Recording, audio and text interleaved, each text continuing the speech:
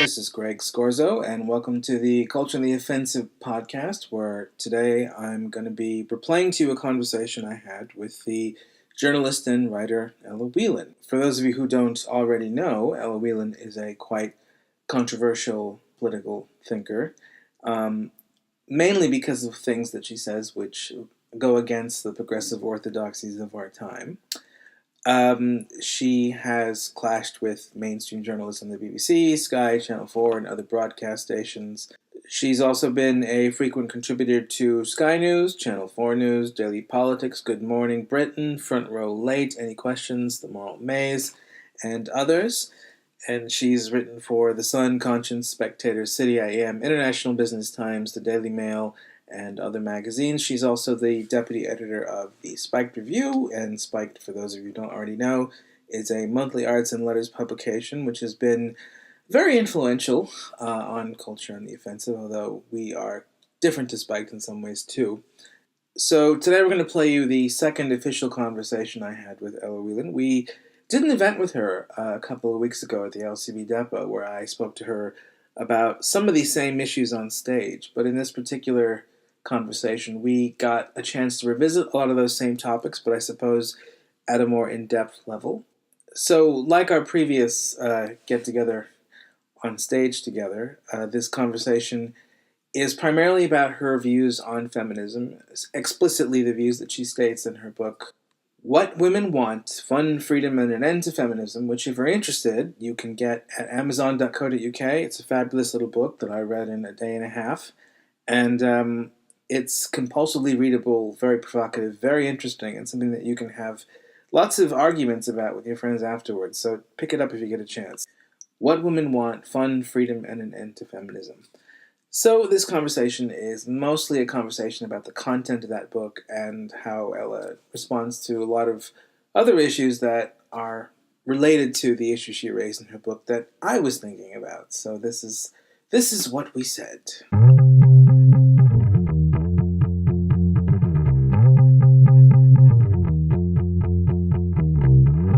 This is, in some ways, quite a provocative book. It evokes a lot of strong reactions in people, let's put it that way, because it seems to be going against a kind of consensus that we see not just in popular culture, but in academia, in government, in really the major high-powered institutions of Western civilization and culture. All of those areas of society seem extraordinarily pro-feminist, and you get the impression when listening to them that feminism is almost just like being a good person. If you're not a feminist, you're just someone, who hates women, someone who society should be leery of and try and punish or something along those lines. It makes it seem like, feminism is kind of the dominant way of thinking these days, and you're going against the dominant way of thinking. But a lot of what you write suggests that actually feminism is not the dominant way of thinking, that actually most people are not feminists. What do you think about that? Yeah, it is a weird paradox, because I think that certainly feminist politics is successful in the sense that people in power are signing up to feminist politics. So you have politicians wearing, as I start the book off by saying, T-shirts that say, this is what a feminist looks like. Labour politicians, Conservative politicians in the UK. You have American politicians talking about how they're feminists. Every celebrity says they're a feminist almost. It's something that you say that kind of gives you a sense, it gives you cultural capital almost. It sort of signals that you're in the right crowd. You are the right kind of person if you're a feminist. So in terms of the people who run the world, if you want to put it that way, the feminism is pretty successful. However, when it comes to the rest of us, the kind of masses of countries, certainly in the UK, there was this survey that was conducted by the Fawcett Society, which is a very sort of, with a very good reputation, a feminist organisation. Lots of people look to it for information. And it ran this public survey asking people if they identified as feminists, and only 7% said they did.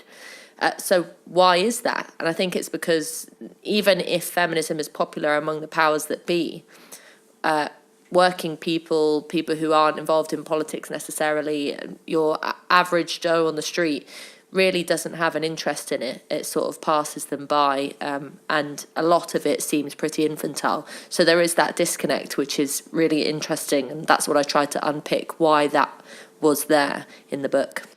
Now, when you say that your average person isn't a feminist, do you think that the average person is supporting feminism because they just think, well, it doesn't matter what I think, this is what you're supposed to do, this is what's socially acceptable? Or do you think that your average person isn't a feminist because they see this as a reactionary ideology that they think is worth opposing? Well, it depends. So I spend a lot of my time for my work talking on phone-in radio shows, and more often than not, the kind of people who phone into radio shows say, whether it's a story about, should we be promoting the idea that young girls should be allowed to grow their leg hair to sort of challenge the patriarchy, or is this advert sexist, or should we institute a period policy and so that women can take off time from work when they have their monthlies, all these kind of ridiculous stories that sort of characterizes contemporary feminism. Everyone who always phones in on radio shows always talks about how utterly ridiculous this is and sort of expresses the fact that any sensible person would have no interest in it. I think that's mostly people's reaction to it, kind of an eye roll. You sort of just think, what are these people up to now? They're trying to get column inches, trying to get a little bit of publicity for some kind of bizarre campaign. I think it passes people by. However, in kind of the last few years, there have been some quite significant proposed law changes and some proposed new regulations in society, which I think have made people sort of sit up and think, hang on a minute, this seemingly ridiculous politics actually has some weight behind it. So I'm thinking about the fact that there are MPs now calling for misogyny to become a hate crime across the UK. There's proposed changes in relation to rape law. There's quite significant things that are coming out of feminist politics that do not deserve an eye roll, but certainly deserve some scrutiny. So, it's a sort of two-sided thing, whereas most of it is pretty ridiculous and people don't care about it. But actually, quite a lot of feminist politics is having some quite significant consequences, I think. What's interesting is this backlash against feminism that we're seeing in the form of intellectuals and journalists such as yourself and artists taking principled stands against this movement. One might ask the question, is this kind of backlash too little too late at this point? I think there's been a kind of upping of the ante of late in relation to the significance of contemporary feminist politics. So, take Me Too, for example. So before Me Too, the hashtag, there was lots of different other sort of semi-serious campaigns. So we had hashtag Hollaback about street harassment, hashtag Everyday Sexism, which was a website that Laura Bates set up. You had sort of various hashtag Not All Women. You had all these kind of various things going on, mini sort of feminist campaigns in relation to sexual harassment. Nobody took much notice of them. Nothing really happened. It was just sort of, the odd person going off on one on Newsnight and everyone else sort of turned a blind eye. Then Me Too happens.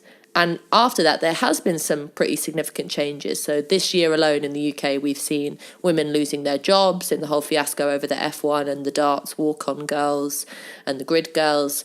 We've seen sort of people's careers be destroyed in relation to Westminster and allegations of sexual harassment. And like I said just now, proposed new law changes in light of this new post-Me Too world we're living in. And so I think that has prompted some people to say, right, okay, Christ, something that we sort of could see happening that was a bit ridiculous and seemed a bit infantile for quite a few years has now managed to capture the political power, has now managed to sway the minds of people in power, so that you have MPs lining up behind the idea that we should institute new regulations to protect women enshrined in law. All these things are now having an effect. And so I think the backlash, rather than being too late, sort of was inevitable that it was going to take something quite serious, like this whole Me Too scandal, this Me Too fiasco, panic, whatever you want to call it, to, I think, make people wake up and see, actually, there's something really quite reactionary and dangerous within this contemporary feminist politics. Do you think one of the dangers here is that people making legislation against misogyny and things like that are using feminist conceptions of misogyny? They're not using the concept of misogyny that means literally hating women. When they talk about misogyny, they mean what feminists see as a symbol of hating women. And it's almost like the feminist interpretation of what misogyny is no longer treated like a theory. It's seen as though it's just fact. There's not even a recognition a lot of the time that what's being repeated is just a theory. Oh, definitely. I think that it's fair to say that feminism has become a bit of a religion, in the sense that if you speak out against it, if you criticise it, you are a blasphemer and you are a heretic and you are, should be burnt at the Twitter stake, and shunned from polite society. If you raise even the most sympathetic, couched in nice terms kind of criticism about Me Too, for example, you're, as I have been, labelled a rape apologist, someone who valorises the patriarchy, a woman who clearly doesn't understand the, misery of womankind, all these things. And I think it's that I would think it was a stretch to say that it's a kind of tacit acceptance of gender theory, because I don't think it's even that intelligent.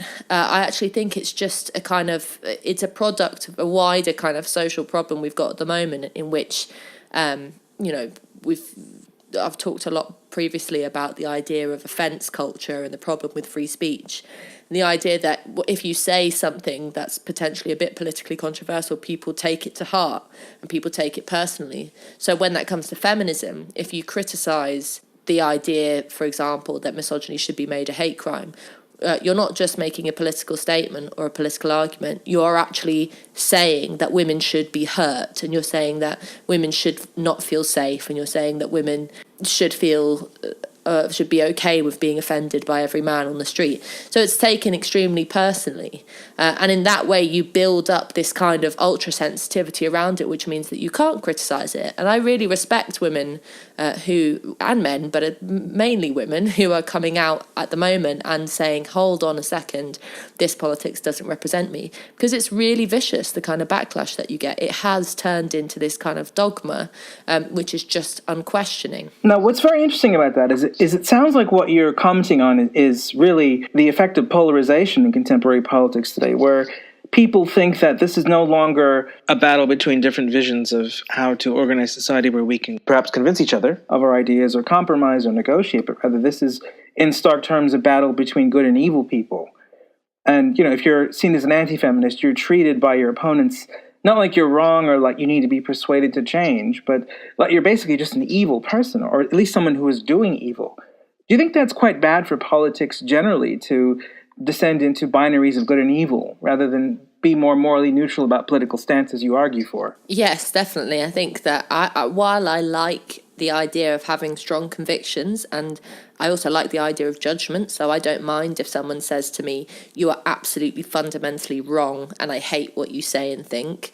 I'm not afraid of friction in politics, and I think that it's better for people to be truthful and open about what they think, even if that is fairly extreme, rather than I sort of don't have much time for the kind of faux, let's all be really nice and be friends. I like a bit of a fight in politics. However, certainly in relation to feminism, the way that it has been characterised has been like good and evil, and it has been bad women and bad feminists and good feminists. And you are a good woman and a good feminist if you fall into line, if you do the hashtag #MeToo, even better if you go on one of these marches against Trump or something. If you sort of signal to society that you are part of this club, this women's club, then good, that's fine. But if you question things, and it doesn't matter if you say till the cows come home, I'm for women's liberation, I am pro-abortion rights, I'm all these things that you can say, unless you fall into step with the kind of contemporary feminist politics and don't dare to step out of line, then you are a bad and an evil woman. And I remember I was on a show, Victoria Darbushire's show, and we were talking about Me Too, and people were giving their experiences of times at which they had been assaulted or harassed or whatever.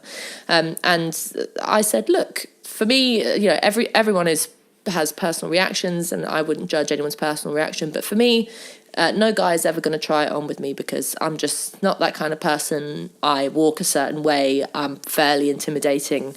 I'm a big woman. All these things add up, and I'm quite proud that I'm bolshy.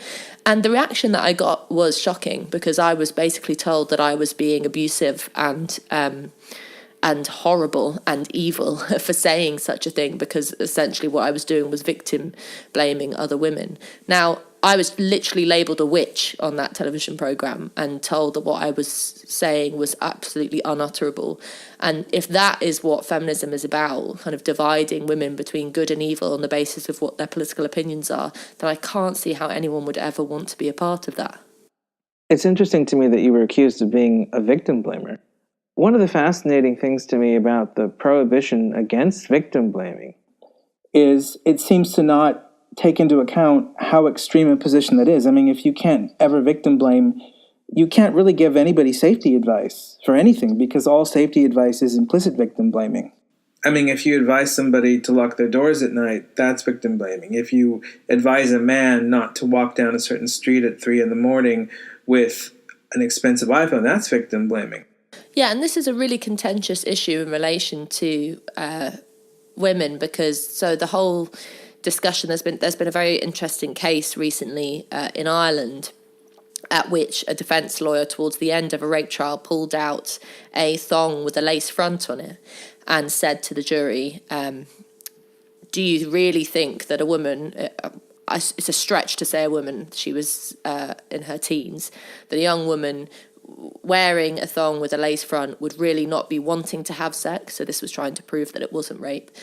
Now, that was a pretty gross thing for a defence lawyer to do. She was also a woman. I find that pretty strange and pretty gross to use that as an example. It's also completely untrue that if a person is wearing saucy underwear that they then expect and want to have sex. That is not necessarily true either. But the discussion that happened in Ireland and in other countries after that in relation to this sort of I believe her movement was that you absolutely should not ever talk about what a person is wearing, that you should never ever talk about what someone is doing, that, yes means yes and no means no.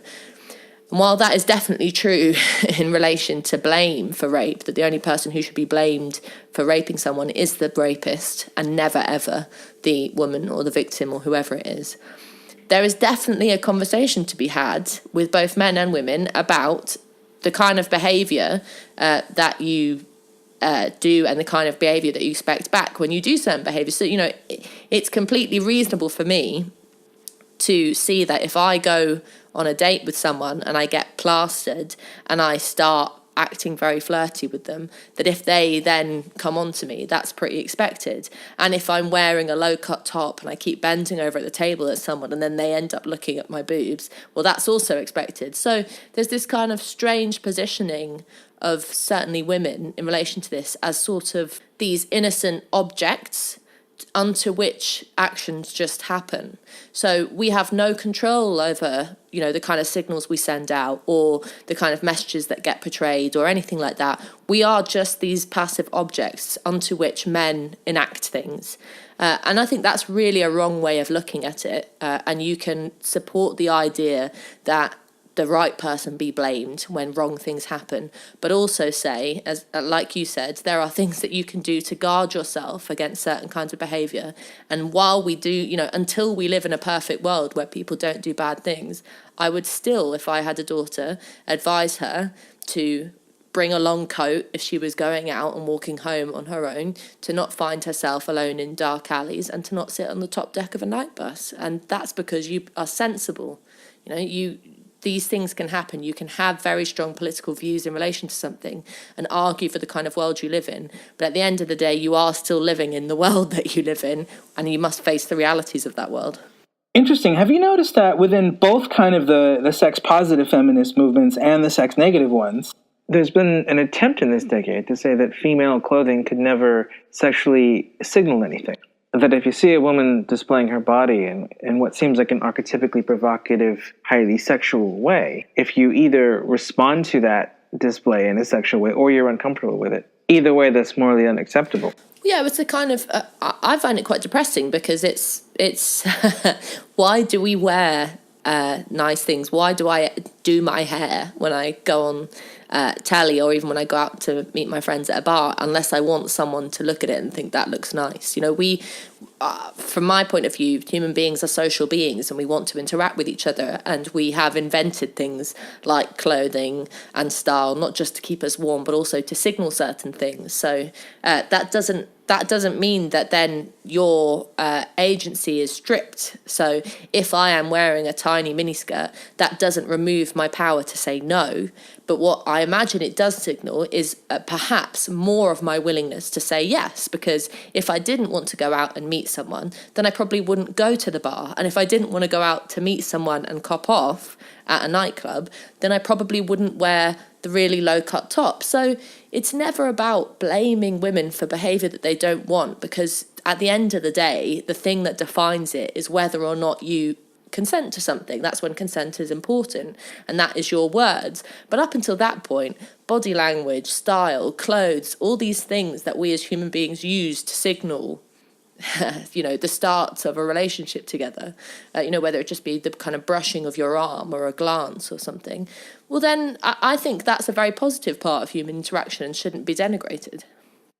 Do you think there's a strange contradiction where society encourages you to think that if a woman is wearing anything, it's never a symbol or a signal of anything, either sexual or political, in the sense that it has nothing to do with men? Yet if a man wears a T-shirt that has scantily clad women on it, you know, he can be publicly humiliated if he's a scientist, because that's seen as a signal that he's a misogynist or he's a sexist of some sort. Yeah, well, it's a bit silly, really. But I mean, obviously, and now I'm going to start sounding like a feminist, but what I do understand, and I think what most people do understand, is that there has been a history of women being seen solely as objects of men's desire, for I think it's fair to say over 100 years. So the weight in terms of what men do and what women do in relation to their bodies is you know, has a history of difference, put it that way.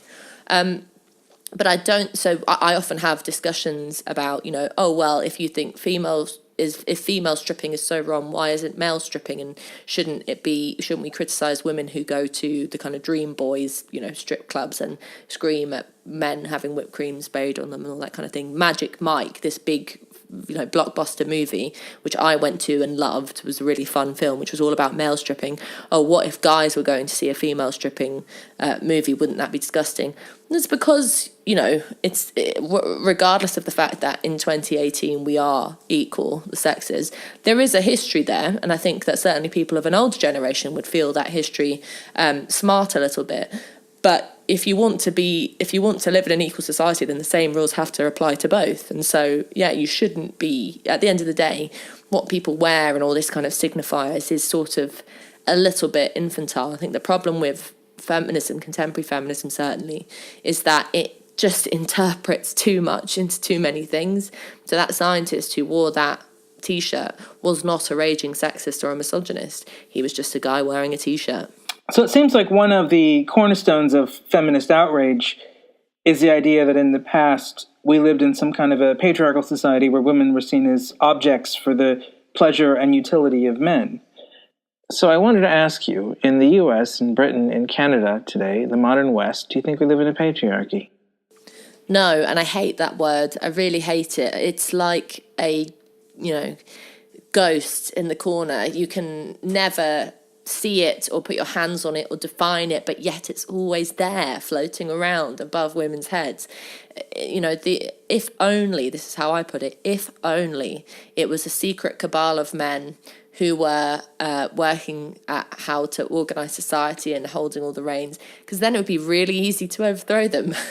Unfortunately, the reasons why men and women suffer and struggle in contemporary society still is not because of a secret group of guys, but is because of a more complicated thing called capitalism. And I think probably where most of my annoyance comes in relation to contemporary feminism is that it's just so lazy in understanding the challenges that people face in 2018, and it labels everything as being the sexist actions of the patriarchy, rather than actually understanding that women's position today is still defined by capitalism and capitalist society as is men's. And that, it's much, much harder to argue against and about that, and much more complicated. And you have to ask people to come a lot further than if you are just pointing at the spectre in the corner of the room and saying, oh, it's the men, oh, it's the patriarchy. It's such a ridiculous throwaway term that is both so anti-intellectual and apolitical. I really, really hate it. If I was a censor and I didn't believe in free speech, I would blank that word out of existence because it just irritates me so much. Yeah. So do you think that it's fairly recently that Western society has stopped being a patriarchy, or do you think we were never a patriarchy? Do you think that's a fundamentally bad way of understanding even traditional gender roles? I think it is a bad way of understanding gender roles. I don't think it was the case because, before capitalism, you had feudalism and gender roles were largely different then. Men and women both worked, certainly if you were kind of at serfdom level. There were different relationships between the sexes.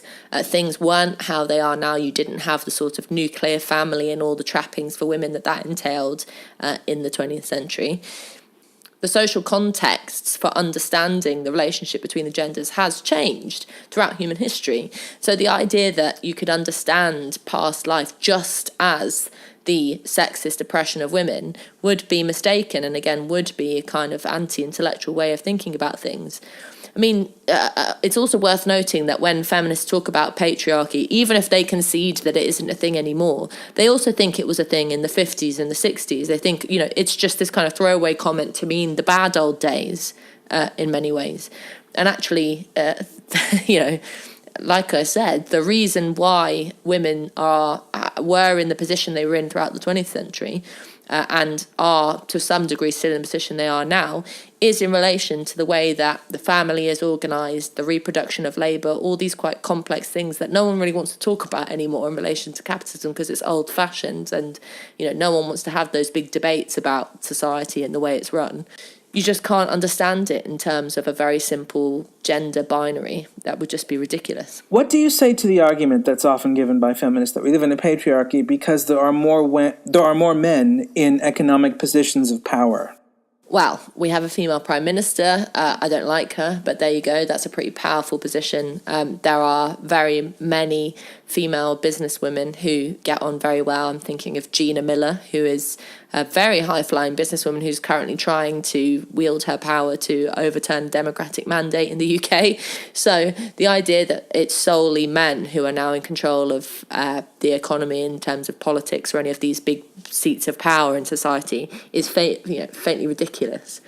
But the whole discussion about the gender pay gap and the situation of women's economic power is an interesting one because on the whole, I think it is in terms of high-flying jobs like investment bankers and, head CEOs of big business and all these things do tend to be men still.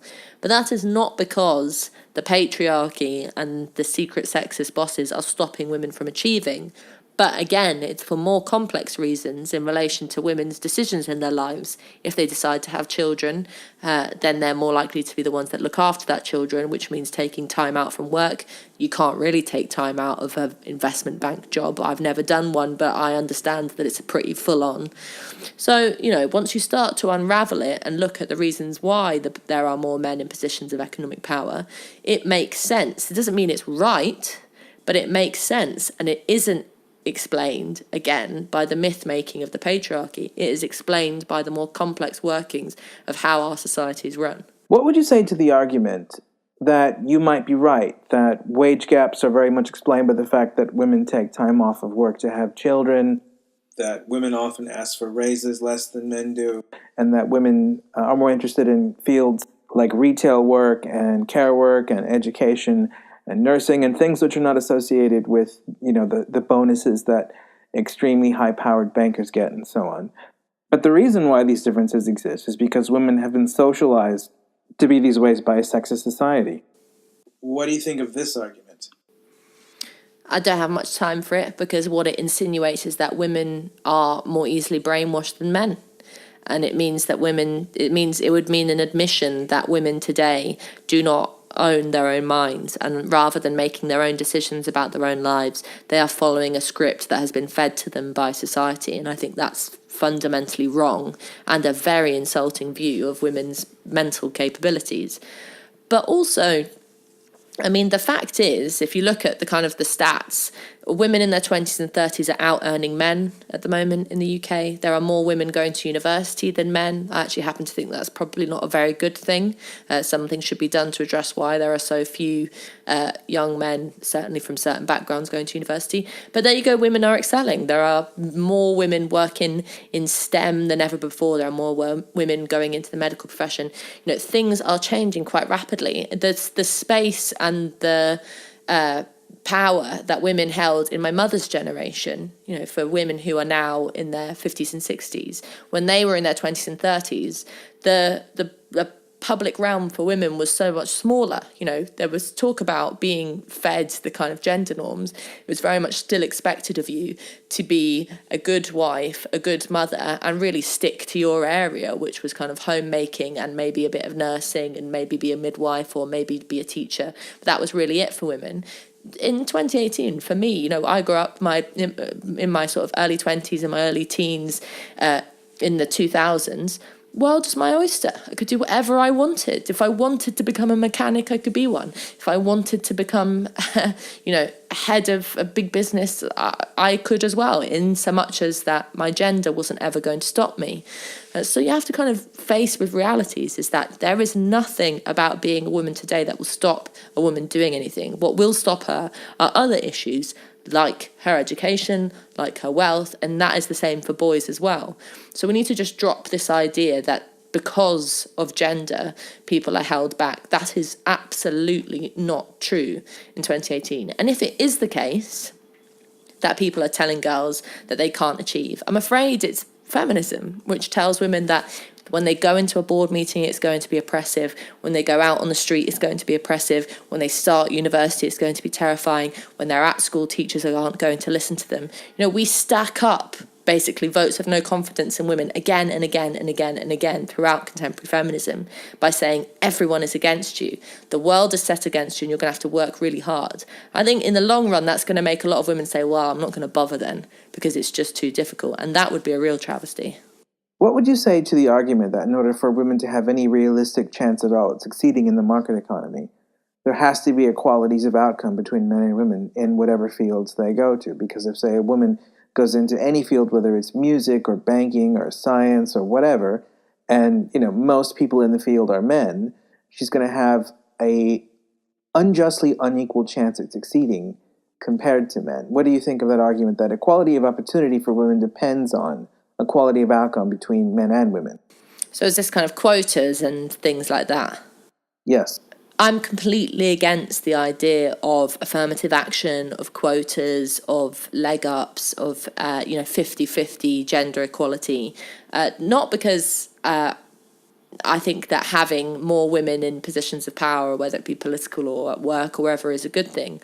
But because simply putting more women into places isn't going to change anything. And there's a really great example of that in the 90s when Tony Blair instituted a whole host of over 100 female MPs. They were called Blair's Babes at the time because we were still in the 90s and could still say things like that. Cut to 2018, what changes for women have been made with those extra 100 women? I can tell you nothing. We have made no advances in relation to the provision of childcare. There have been no advances in relation to abortion rights. In fact, it's only just been raised in the last year, the issue of abortion rights, inspired by events in Ireland. So, you know, there has been very, very little in relation to a furthering of women's freedom made by those women brought into politics. So what's the point? What's the point of them? What was the point of bringing in more women, to making Parliament slightly statistically a little better in relation to diversity, if those women aren't going to do anything that supports women's freedom? And this is my kind of central point. in fighting for freedom, and fighting for a better life for women and men, pretending by means of quotas, by means of representation, by glossing things over, and as I said and got into trouble for at the time, injecting a little more skirt into certain areas of life, does nothing for your average woman, for your working class woman like myself. It does nothing for us. Instead, what it does is just make the people in power feel better. And I have no interest in making the people in power feel better. What do you think of the argument that it's incredibly important for women to be represented in politics and science and the arts and so on? Because this is what's necessary to inspire women. They need to see role models who are female in these fields. That if they don't see other women, they'll think, well, what's the point? What chance do I have? I think it's complete trash.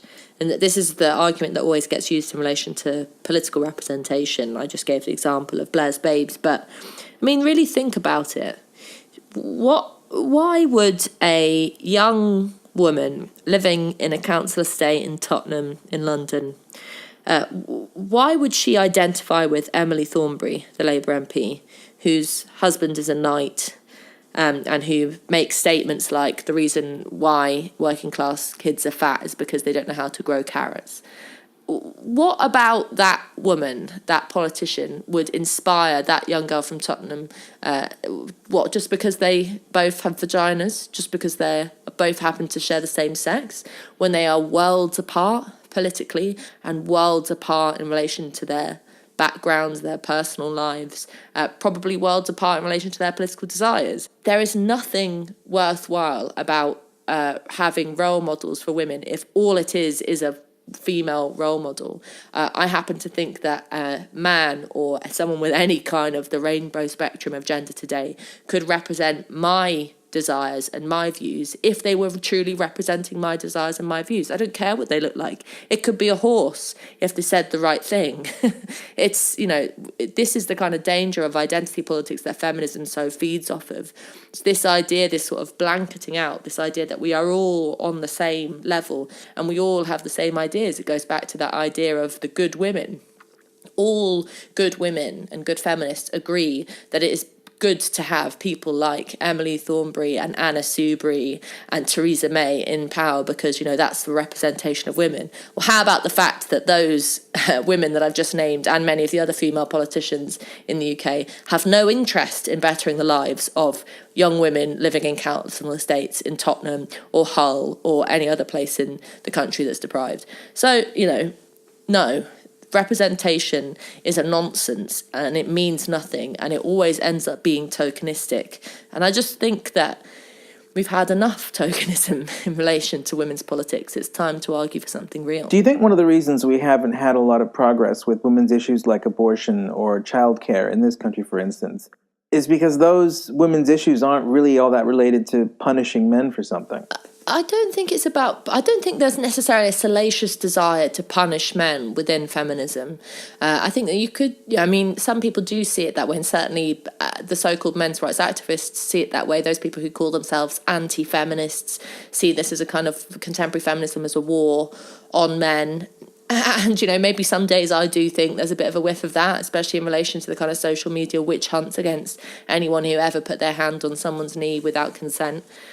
But I think it's more that the kind of issues that get pushed are the very easy ones. So it's you could do it like click your fingers to create a law that says that misogyny is a hate crime, because who's going to argue with that? What ramifications can that have? Oh, well, if you disagree with that, then you're the kind of guy who's going to shout oi oi sexy legs from at teenagers from his white van. There's that kind of ease with it. But if you're arguing for women's bodily autonomy in relation to abortion rights, which it would, from my point of view, decriminalising abortion would entail allowing women free access to abortion at any point in their pregnancy. That's going to upset a whole lot of people. That is going to upset lots of people who have religious views. It's going to upset lots of people who have traditional family values.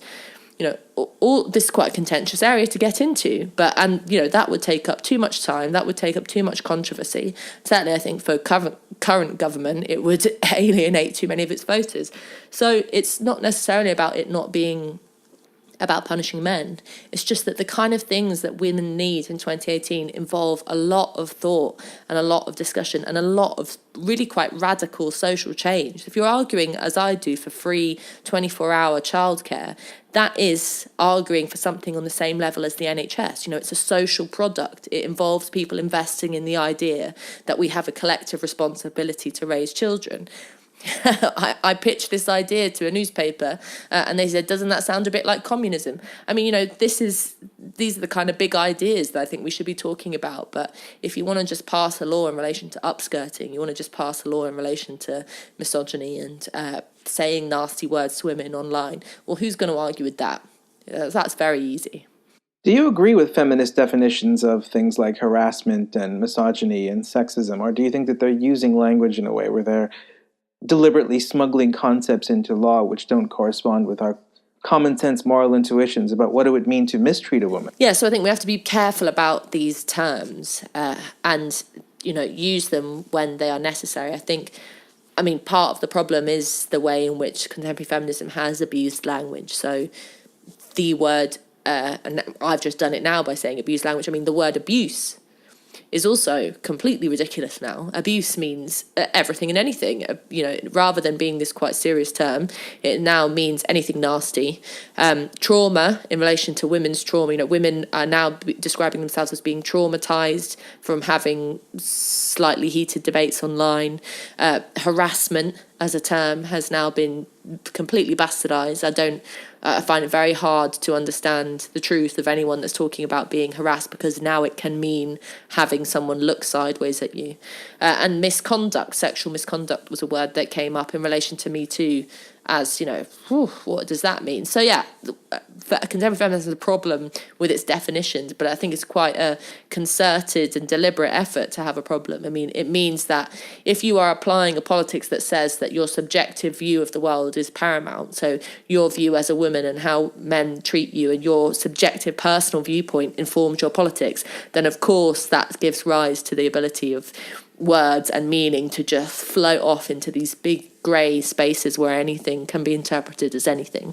One of the things that's always struck me as very interesting about your position on Me Too is you've never been one of these people who says, well, it started out as a good movement, it was noble in its intentions, but it's gone too far. You've always said that this movement was corrupt and bad from the get-go. I'm curious, why do you dislike Me Too so much? Well, because I think it began as a very specific case. It was inspired by a very specific case with one guy, Harvey Weinstein.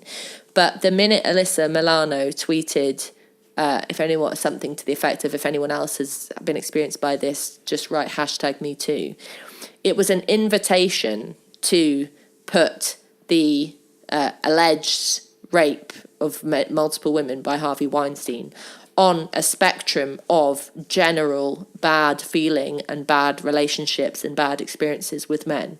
And so, that is something that I've always argued should never happen. You should never conflate very, very serious issues of harassment. And, the case is ongoing in relation to Harvey Weinstein, and I can't comment on whether or not he is a rapist. Certainly that guy did some very, very dark things, I think, to women. So to put that kind of level of serious genuinely abusive behaviour on a continuum with, at the other end, women tweeting, oh God, this guy, shouted at me from a building site, #MeToo. From the get-go, that was a wrong thing to do, because what that sent out a signal was there is an epidemic of rape culture behaviour, there is an epidemic of sexual harassment, life is terrible for women, just look at all these tweets. And, that very, very negative and fear-mongering image, I think, could never really be described as powerful. So from the get-go, I rejected it as this idea, this kind of, positioning of it as a powerful movement.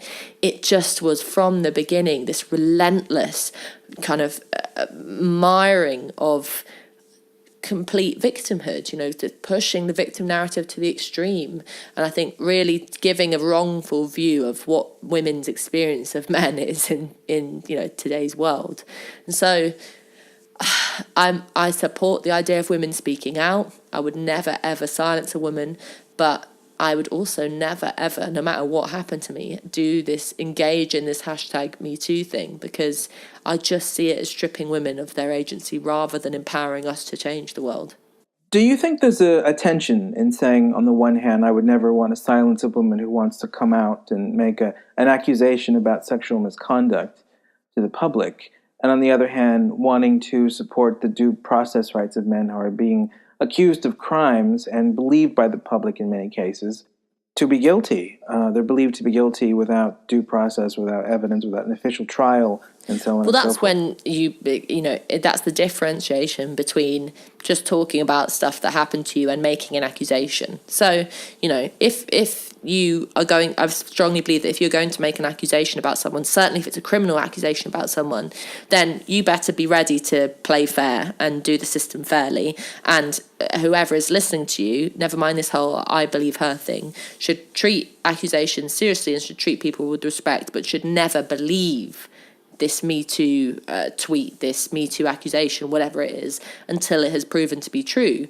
So this is not about silencing women, but it's saying if you do want to make an accusation, and that doesn't just apply to women, it applies to everyone. If you do want to make a serious accusation about someone, then do it in the proper way.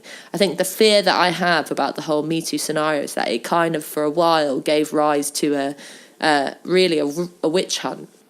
And you saw that in relation to one of the really good examples, I say good, one of the it was very revealing example of the way in which Me Too was using this idea of women speaking out to essentially just witch hunt men, was the case of Aziz Ansari, who was an American actor who went on a date with a fan. Well, it was sort of a quasi-date. They went out drinking and then they went back to his. He didn't act very pleasantly. I suppose it would be ungentlemanly, the way you would describe his behaviour. But nevertheless, every single moment of that interaction was consensual. We know that because the woman's blog post about it described everything as consensual. And yet, he was labelled under the hashtag Me Too movement as an abuser of women, as someone who was endorsing rape culture, as someone who was part of the problem and should be taken down. That can't be right. So there is, women need to understand that in their accusations of men, they are holding quite a lot of power. The ability to wreck someone's career, the ability to send someone to jail.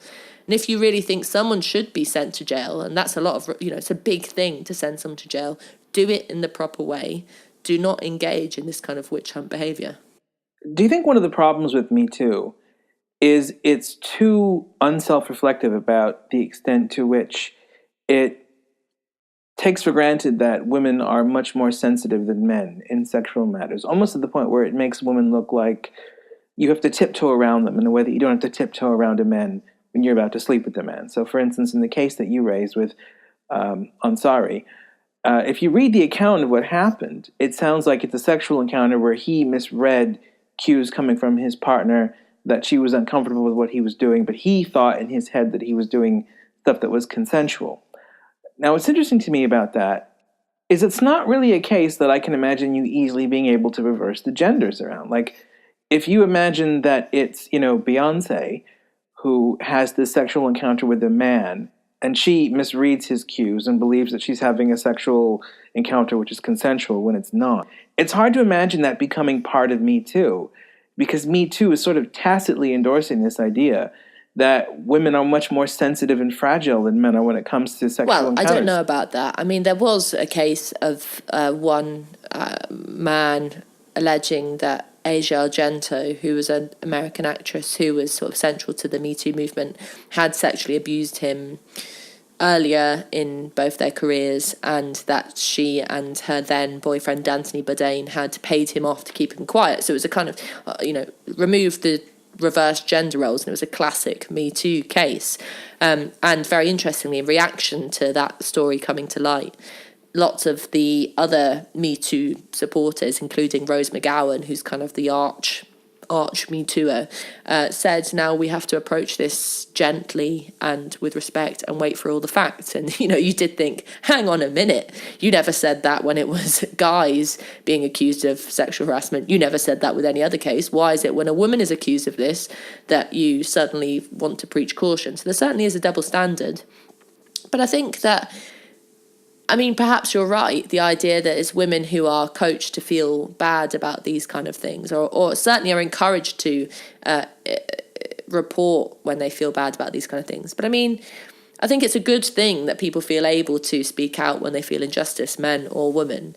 But the problem is, I think Me Too is pushing that further and encouraging women to see perfectly, what's the word, handleable, if that's not too ugly a word, perfectly, situations that can be coped with quite well and quite normally through sort of normal interactions are now scaled up to be these utterly traumatic things that have to be taken out of the hands of women and put into the hands of the authorities. So, that you would, if you had a messy breakup with a guy and you had a very vicious row and you kept sending messages to each other afterwards and they were getting nasty, if you report that to police, it can be classed as domestic abuse. If you get nasty texts, if someone is standing too close to you in a bar, if you're having a bad date in a bar or a pub, there are lots of UK venues that now have signs on the girls' pub toilets that say, if you're having a bad date, ask for an angel shot at the bar and we'll get you out of the situation. So now women can't even get themselves out of a bad date, can't even do an Irish goodbye. They have to go and ask the bar staff.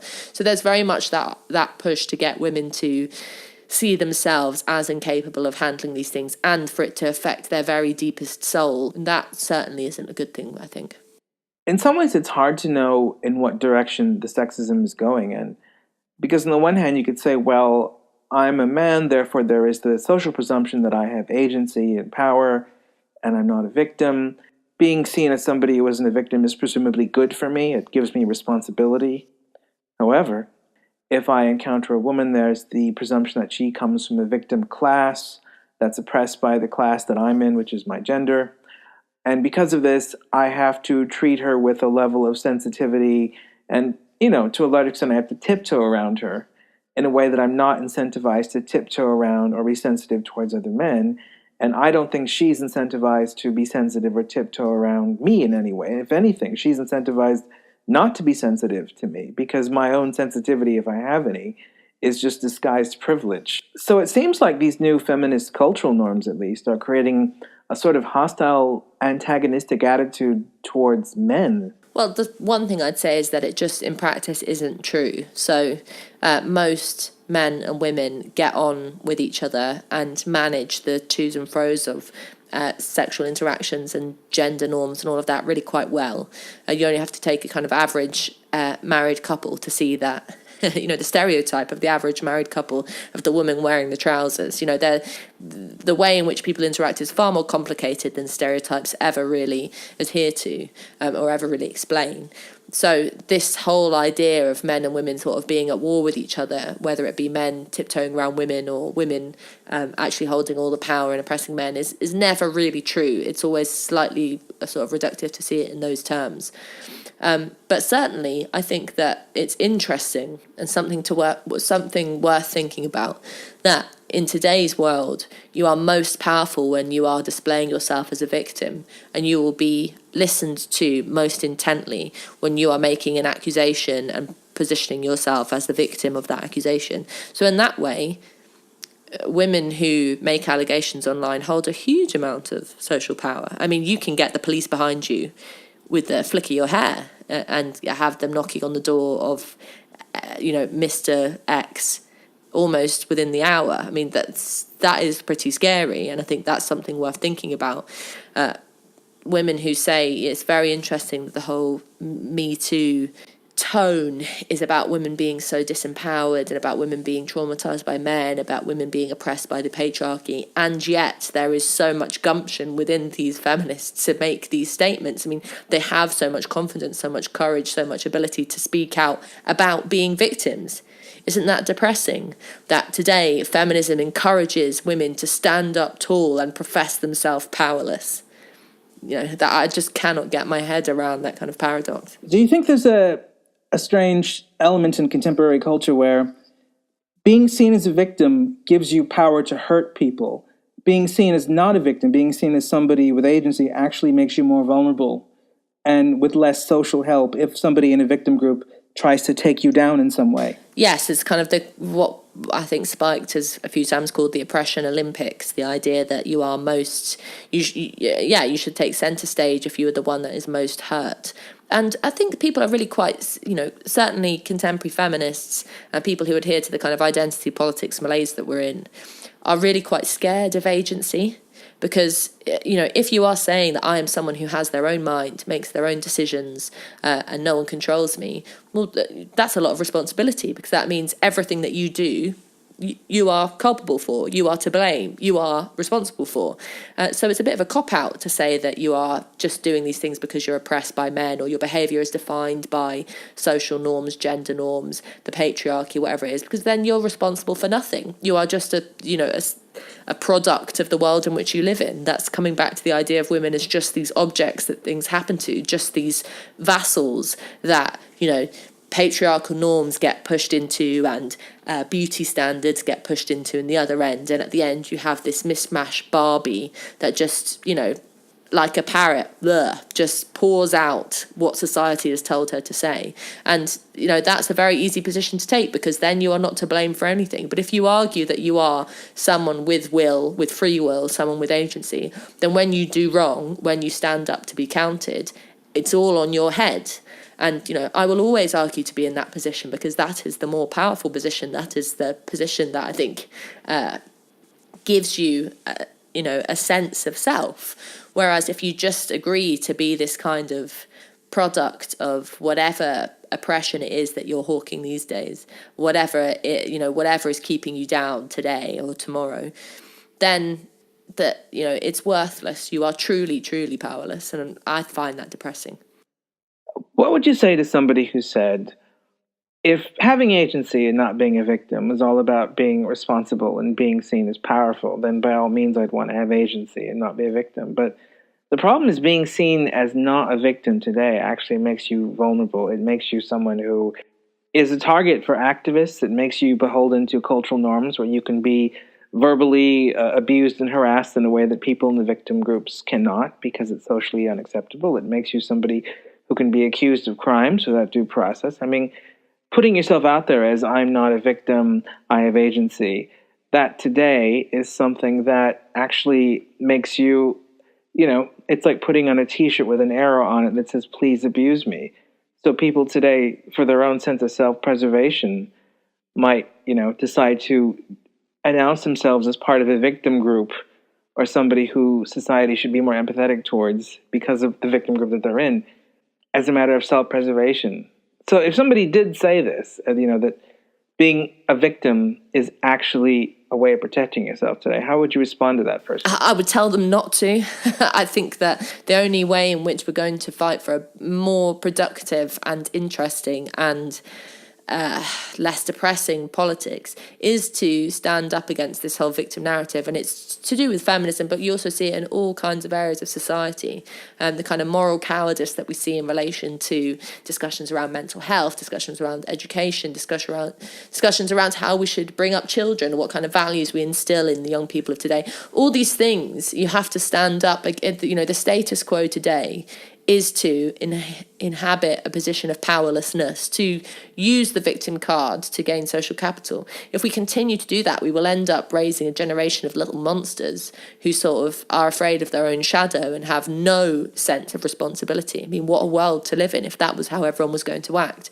So, even if it means having your head bitten off, every time someone bites off my head, another one grows back. It really isn't that bad standing up against the the kind of status quo politics. Sometimes it can even be quite invigorating, but certainly it takes courage to argue for the right thing, and nothing worth arguing for ever came easy. I'm throwing cliches at you now, but it's true. If you want to fight for a better politics, you've got to reject this victim narrative. There's no way other than that.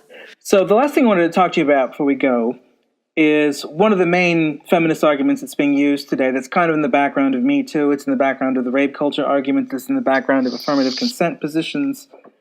It's this idea that Western women are oppressed by men because they have to live around and protect themselves from and think about male sexual violence, and men haven't gotten together to sort of collectively stamp it out. What do you think of this position? Well, I am someone who is still in their 20s and so still occasionally gets the odd catcall. And I'm fully aware, talking to my friends and other women, that there are still things that I would like to talk about in relation to women and men's behaviour. Certainly the fact that it's very rare that anyone would ever tell a young boy or young man, in their teens, when you're going out clubbing, to watch what they wear, to watch where not to be found alone on a street at night. You don't really say that to young guys, but you do say it to young women, and I would still say it to young women, and that means that there's something that needs to change. The fact is there is still a certain degree of, I don't want to say fear, because I don't think women live in fear, but there's a certain degree of caution in relation to how women act. And I think that that's something that needs to be talked about. But that does not mean that women are living in fear. And it does not mean that women shouldn't engage in the world and want to change it. So the argument that contemporary feminists say is, why should we have to say it or do anything? Why should we have to argue with people who say rude things to us? Why should we have to challenge bad behaviour when it should be men who have the onus to do that? And my answer is, at what point do you think anyone else is going to change and create the world that you want to live in other than you? I mean, really, if you want to see change in the world, then you have to enact it. And that's, a very uncontroversial statement, but one that I think people have forgotten about. That if you want to see things change, you have to change them. And so if you want men to learn the few remaining douchebags out there who still think that they're going to get a girlfriend by shouting, do you want to shag at someone at 12 o'clock at night in a street, the best thing to do, if you can, is to turn around and challenge that person in the same way that you turn around and challenge someone who's being racist or homophobic or any of the things that we as a society agree is not a good thing to be anymore today. So, I'm all about a politics that empowers women to make the change they want to see. And I think if we are telling women that they have to be afraid of interactions and afraid of, their own shadow and their own ability to speak up and say what they want to say, then how are you ever going to change anything? So do you think that there's anything inherently wrong with just the idea that seems like it's such a deep part of feminism today, that men are responsible for male criminals? Do you think there's something wrong with that? I think it's wrong if you paint an entire gender as a certain characteristic, or if you basically slander all men as rapists on the basis of the fact that there are still some few men who will rape women. I mean, you have to be quite specific about these crimes and who is doing them and why they're doing them. And it's a fact that women are, if you look at the numbers, more women are raped by men than any other groups doing stuff to each other.